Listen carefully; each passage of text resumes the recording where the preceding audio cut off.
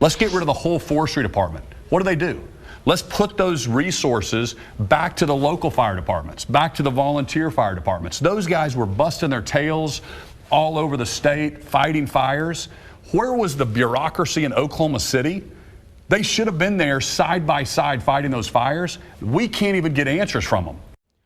When we recorded that on Wednesday morning and then Governor Stitt repeated that at the state capitol the same afternoon, we knew the Forestry Service controversy was not going to go away anytime soon.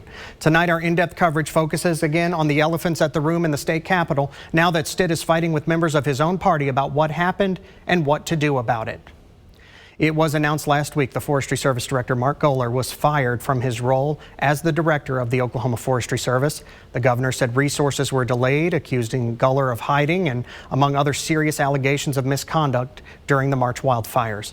Goller worked at the State Forestry Service for more than 40 years and has given congressional testimony about his expertise on wildfires and said on social media he did his best and is proud of the work that his agency did, and said the governor was lying about him and what happened. The backlash over Goller's firing was and still is fierce, not from politicians, but also from firefighters across the state saying Goller is a good man and the March fires were unprecedented. We're frustrated, we're upset because we feel like the governor slapped all of us in the face when he fired Director Goller. That is Olive Fire Chief Jason Dobson saying an attack on Goller's performance is an attack on all firefighters throughout the state. And as we've heard and seen from fire departments and their chiefs statewide, they feel the same way. Once Stitt began calling for the complete elimination of the Forestry Service, Dobson and others are now calling for the impeachment of Governor Stitt. No one at the state capitol, Democrat or Republican, seems to be supporting Goller's firing and the governor's newly announced plan to eliminate the State Forestry Service. Here is Senate Pro Tem Republican Lonnie Paxton, who is a volunteer firefighter himself when the legislature is not in session. As far as the comments go, I am confused by it. I don't understand where that came from. I completely do not share the views of the governor that that's something that could be eliminated. But Paxton, while giving his comments on the matter this week, would drop a whopper. He says Governor Stitt was not in the state on the worst day of the fires. Paxton, being third in line in succession to lead the state when the governor is absent, says he and the Lieutenant Governor, Matt Pinnell, were properly briefed, and he felt everyone was trying their hardest in an unprecedented situation. For example, the Friday morning where those wildfires ended up consuming so many acres and homes and lives, I was on a phone call that morning with Emergency Management, Forestry, and the State Department of Agriculture. They were giving me the updates on where all their resources were located throughout the state.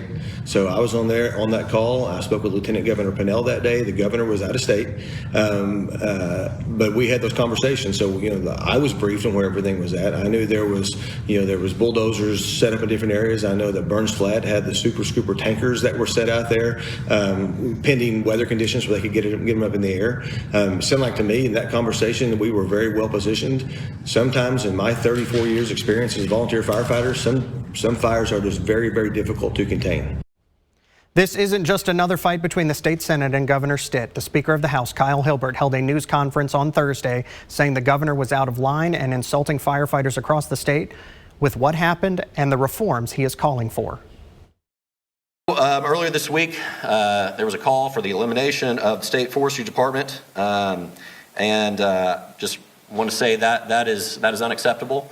The Forestry Department is absolutely critical to fighting wildfires, wildfire prevention, and also management of our woodlands in the state of Oklahoma. 23% of the state of Oklahoma is covered by some form of woodland. We need to fully fund, fully support, and fully staff the positions of the Oklahoma Forestry Service.